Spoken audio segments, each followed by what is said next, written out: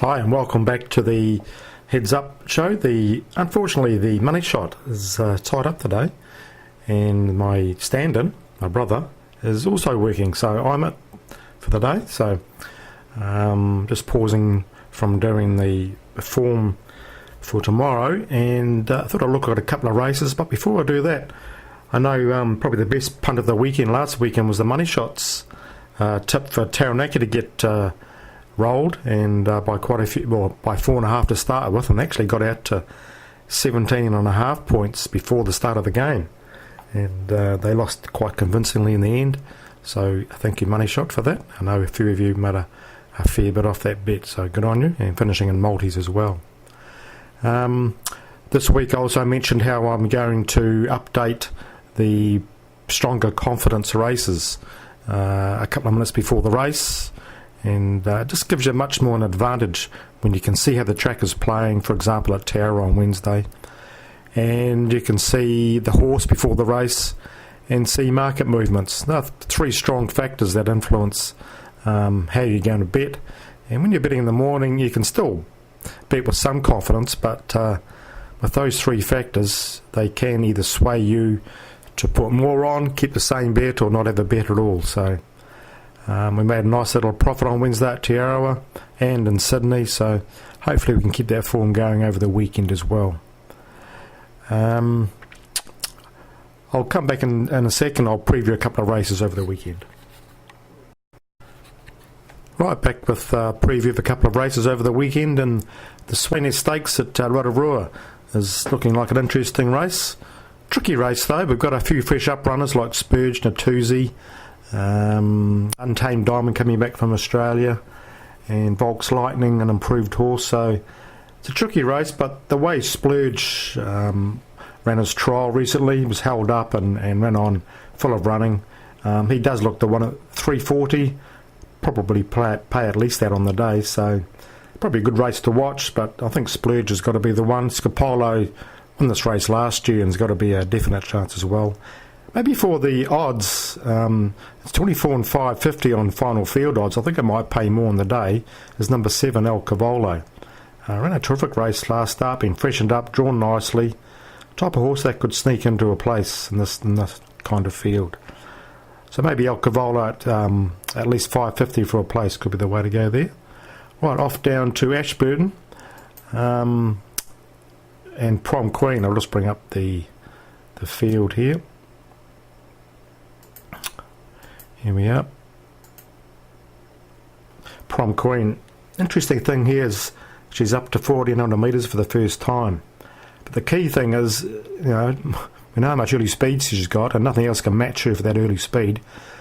It's a nice stake, $70,000, but a lot of these are sort of heading or want to head for the bigger races over the Cup Carnival. So you think that just leave her alone in front and she'll tick along at her own tempo. Sam Collett knows her really well, and I think they obviously won't go hard.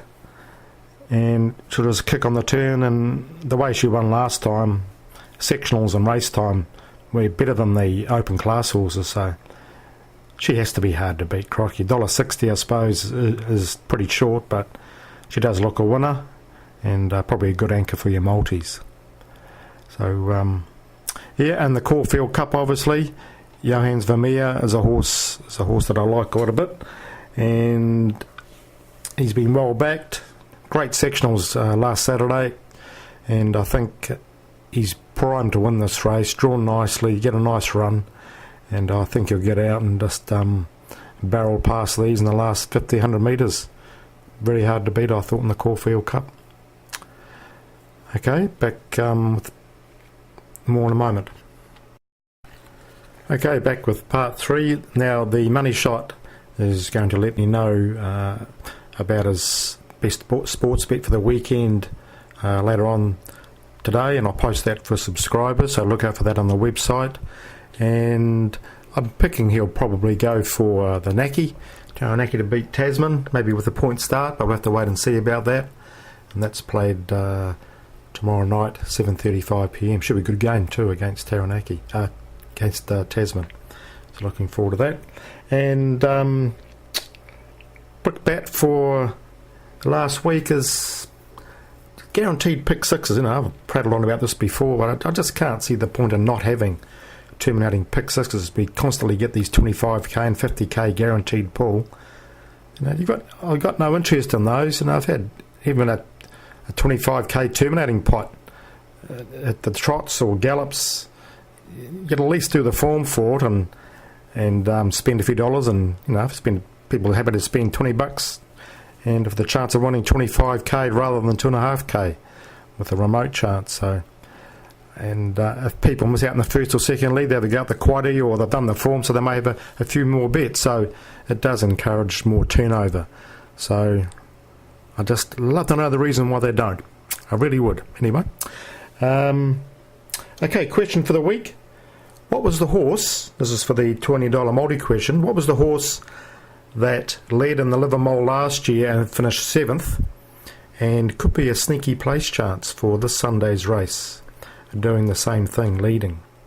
So text me on 027 352 6402 or formpro@formpro.co.nz by 9pm tonight, and if there's more than one answer, my wife will draw out the lucky person, and you get that bet for the weekend, to make it the weekend, either Saturday or Sunday, or even Monday if you like, and see how you go. So it's a fine day here in Tauranga. I'm about to just shoot out for 2 or 3 races at Tauranga to have a look at those, and then finish off doing the form tonight for the weekend. So good luck and happy punting.